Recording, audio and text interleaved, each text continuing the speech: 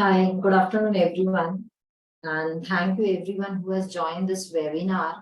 So today we are here with one of the most important topic, and which we believe that this is one of the we felt that this is one of the most important topic, because while working with many of our clients who are into this business, we experience that this kind of mistakes are happening very frequently in most of the organizations, and at the end, because of this mistakes, the organizations end up paying hefty penalties. So the topic is basically what are the mistakes or what are the pitfalls which an organization makes while entering into intercompany transactions, and what are the ways out through which we can avoid those mistakes so that we don't end up paying hefty penalties or a certain non-compliances being recorded in their name. So let us start this. So let me just take you through what we will be covering under this webinar. So basically, we will start with understanding that what is intercompany transactions, what are the importance of intercompany transactions, and what are the certain common mistakes that organization faces while engaging themselves in intercompany transactions, and what are the strategies or methods which can be implemented and which should be in a place in our organization so as to avoid those mistakes. Definitely, intercompany transactions is one of the complex areas of income tax or income tax rules and act, and if it is not being handled properly, there is a long-term and significant financial impacts.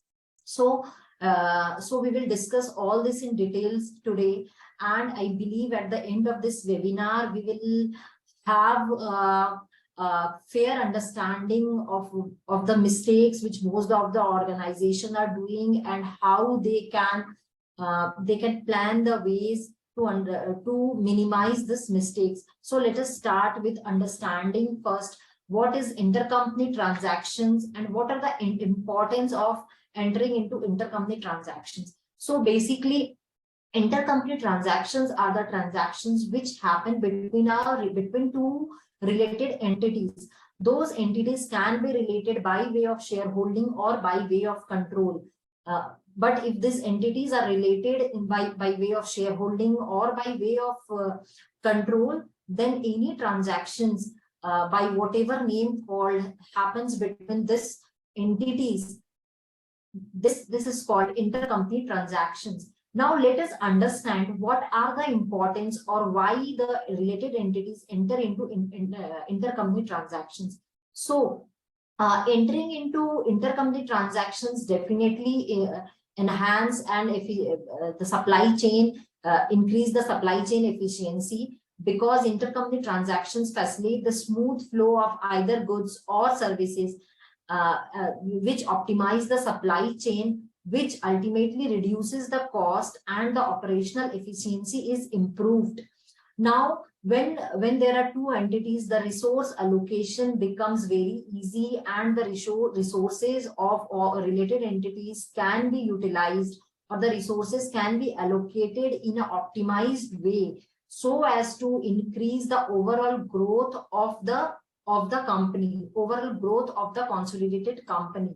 And one of the most important aspect is that the intercompany transactions helps in tax planning and optimizing the profit levels, optimizing the taxation levels, because intercompany transactions offer various opportunities for tax planning and structuring the transactions in a way within the ambit of applicable laws, so as the tax benefits are maximized, the costs are reduced, the profits can be allocated among the different entities in a very tax efficient manner. Now, having understood that what is basic intercompany transactions, what are the benefits of entering into intercompany transactions, what is the most crucial aspect is that even though the organizations understand that intercompany transactions would give them a lot of benefits, but there are certain mistakes which unintentionally or intentionally occur between the related entities, for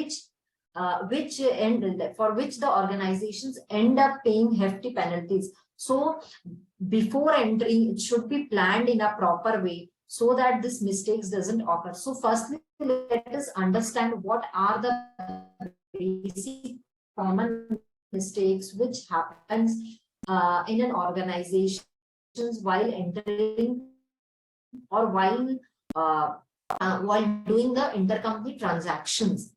One of the basic important thing with most of the clients we have faced is their inadequate documentation. So even though this seems pretty simple that why this documentation will not be in place, but yes, this is definitely one of the top mistake which we have experienced for most of the organizations is this inadequate documentation. The data is not proper, the data is unstructured, the data is unorganized.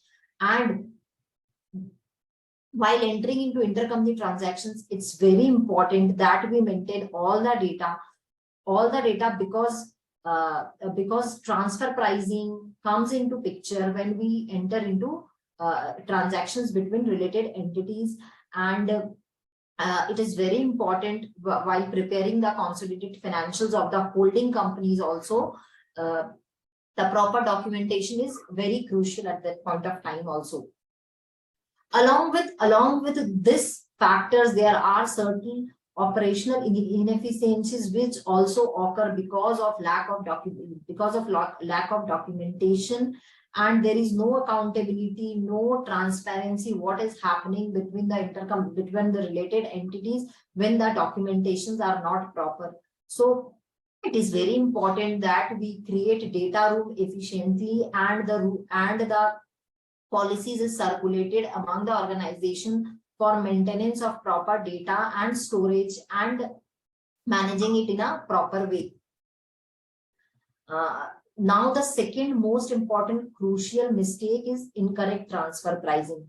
So as I said, when there are transactions happening between related entities, there has to be a certain pricing should be determined at which the transaction should occur, and that is known as transfer pricing. And if that pricing is not correct, it will definitely lead to a long-term consequences, and it will definitely firstly lead to a compliance and legal risk, which is very pertinent, that we will not be able to portray the correct picture of our books to the tax laws. We will not be able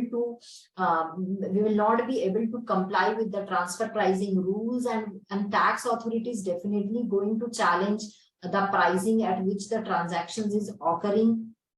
So this all consequences will happen if the price at which the transactions are occurring is not correct.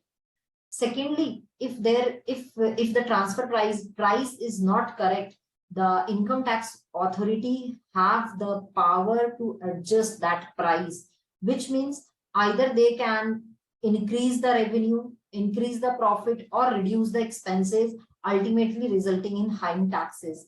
And if the pricings are not correct, definitely the financial reporting at the year end cannot be relied upon, because the revenues will be misstated, the cost would be misstated, and ultimately the books will not give a true and complete picture of the health of the company.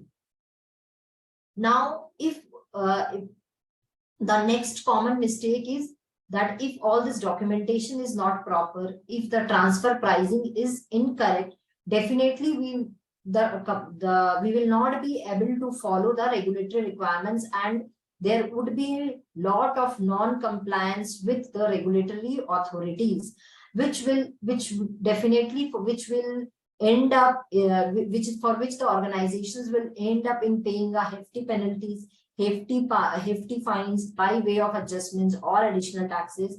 And the most important thing is the chances of scrutiny from the regulatory authorities increases, and it increase the likelihood of scrutiny from tax authorities. The tax authorities may ask for certain additional documents they will enter for conducting detailed examination of the transactions and the documentations, which could have been avoided if we have certain policies and practices with respect to transactions in place. And it will unfortunately lead to increase the compliance burden of the organization. Now, having understood all these things, the next common pitfall is with respect to the communication and coordination between the team members of the related entities. So if both the entities are not communicating or coordinating properly, the objectives will never be aligned properly, which will lead to a delay in decision making, delay in the processes, delay in the outcomes, and the operations can never be optimized. It will lead to operational inefficiencies also, and this will, and there would be risk of there would be increased risk of errors in the books, increased risk of discrepancies. The data will not reconcile. There would be a lack of clarity in instructions, which will ultimately lead to inaccurate financial records, documents, and reports. So these are certain common mistakes which is generally present in most of the organizations which enter into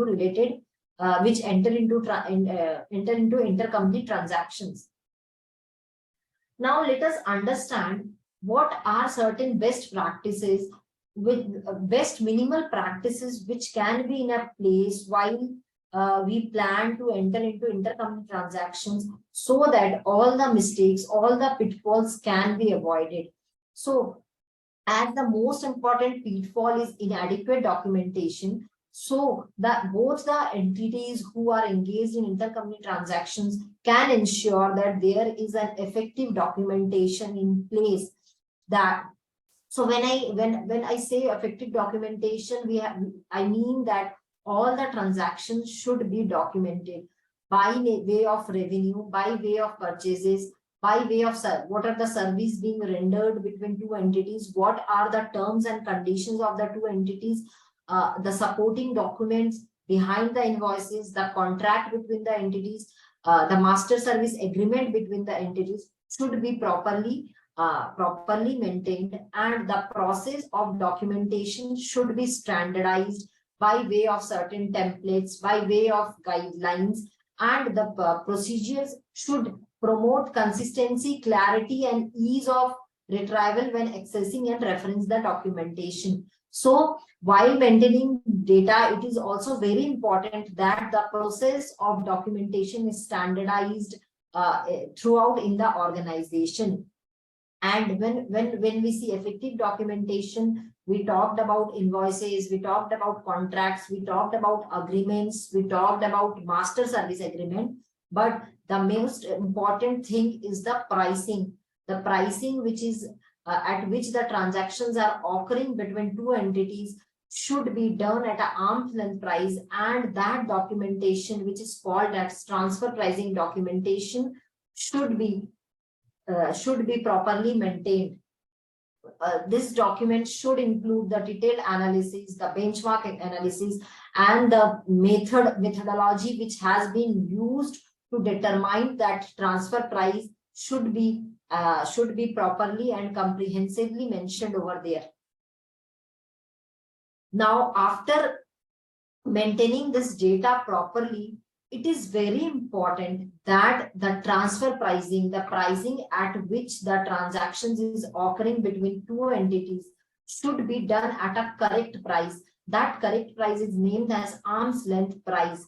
So how this arm's length price is determined in a transactions. So firstly, as I mentioned, there should be a transfer pricing document which is prepared by doing a comprehensive transfer pricing study using certain prescribed transfer pricing methods, and it should involve a thorough analysis of the company's transactions, comparable transactions of the similar industries, and the economic factors. So this is one of the most crucial thing to keep our transfer pricing documentation while entering, to justify the price at which the transactions are occurring.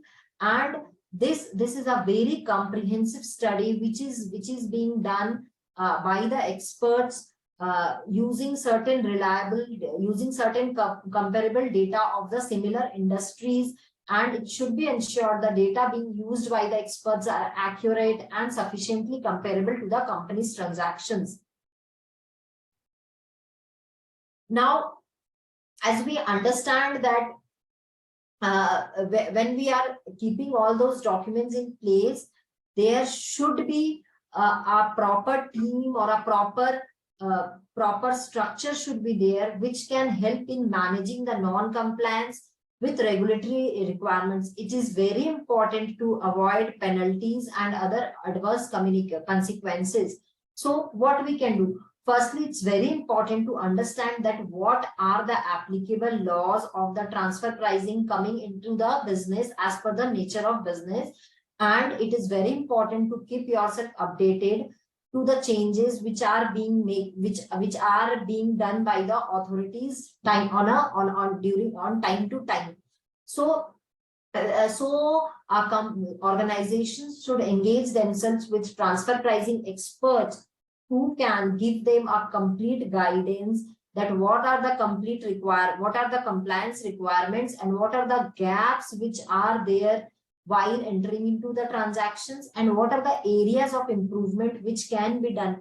I can also suggest that we can enter into a one-time review of our books before entering into the intercompany transactions. And if a single non-compliance is identified, it's the responsibility of the management to take prompt action to rectify these issues.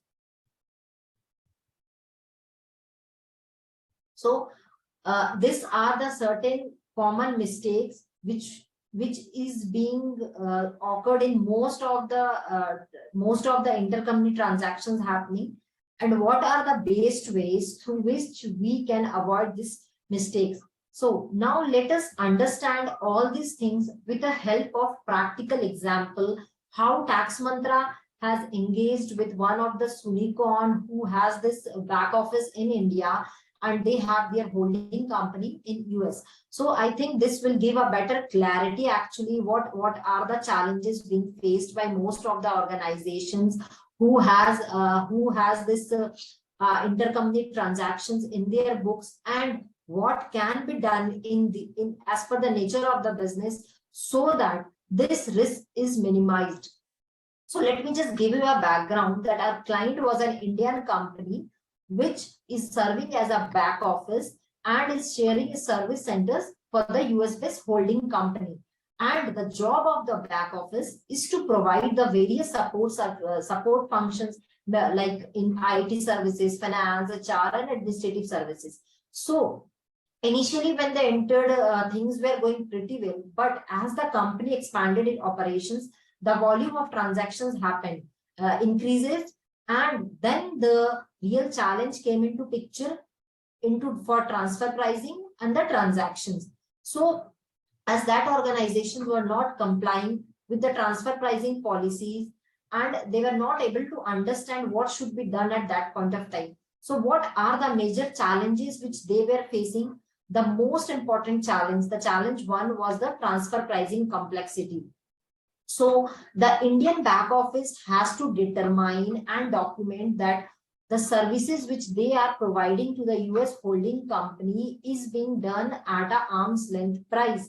That it means that the prices are consistent with the price which is being used by the similar industries as mandated by the tax regulations.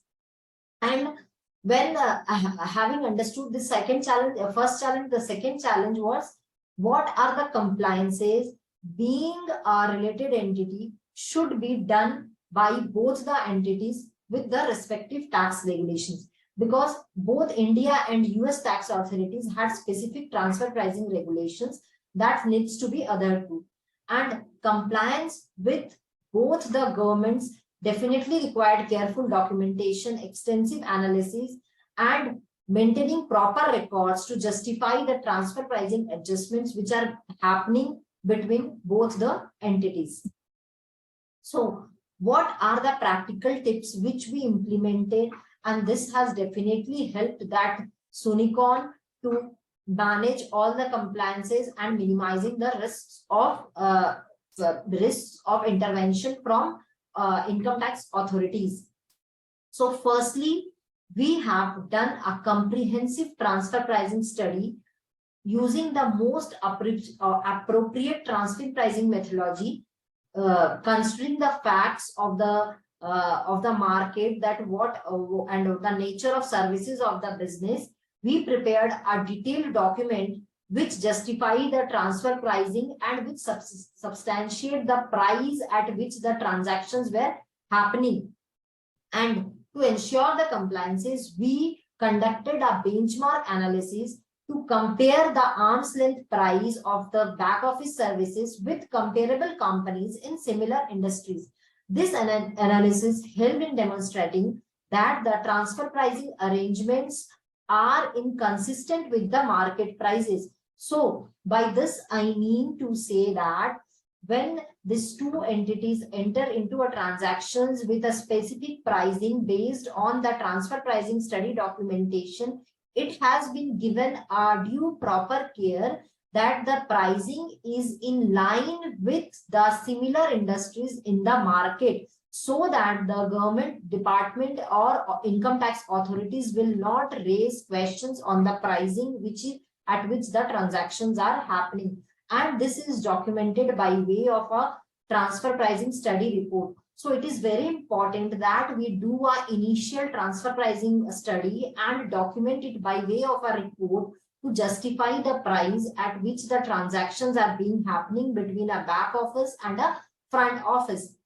And this is a one-time report which is required to be done before starting this arrangements. And at every year end also, it is advisable that you comply with the transfer pricing rules and regulations, along with documenting that price price via way of a transfer pricing report on yearly basis, also to keep updated about any rules and regulations which has changed and should be supported by way of reports. And after doing a complete analysis and keeping the documentations, we also help them in the compliance assistance in meeting the compliance requirements of both the Indian and the US entities. And this ensured that all the transfer pricing reports are done on time, and any queries which are coming from audits or from income tax authorities are resolved on real-time basis. So this is how we have helped 𝐭𝐞𝐫 to manage the India and US compliances and justifying the prices at which the transactions are happening, which ultimately results in a lesser intervention or lesser challenges from income tax authorities, and the business is running smoothly. So now let's understand, after doing all this, what was the impact of that help in the both the entities.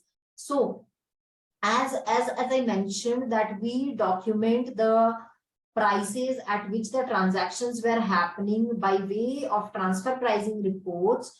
So this transfer pricing policies are documentation is been done, and the risk of transfer pricing adjustments or penalties or any potential disputes with tax authorities is minimized. Hence, the business can run smoothly, and ultimately which leads to improved financial performance, because the price was justified and the Indian back office was also fairly compensated for the services being provided from their end to the US company. And US company can also deliver the services to the market at a fair price, which ultimately lead to increased financial performance of both the India back office and the US holding company, and as the compliances complete compliances were in place with respect to transfer pricing, so there were less intervention from the department of both jurisdiction. And when all these things were in place, it strengthened the relationship of both Indian back office and US holding company. So this has improved the collaboration between the entities. So overall, what I can say is that our assistance in navigating this transfer pricing complexities and optimizing intercompany transactions enable both the companies to effectively manage their operations. The Indian company can manage their back office operations very well, and the US holding company was managing the front operations very well. Both of them were ensuring that the compliance are done, and both the entities were maximizing their financial performance. So the whole idea is to understand that if the documentations are well, if the compliances are done on time, along with doing the right compliances, the intervention from the department will be very less, even for our transactions, which seems complex for most of the organizations. So this is what which we discussed today, and we would be happy to take up your questions on this. And if any of the organizations or any startups are looking to expand themselves and they are planning to enter into intercompany transactions, they can reach to us. Thank you so much.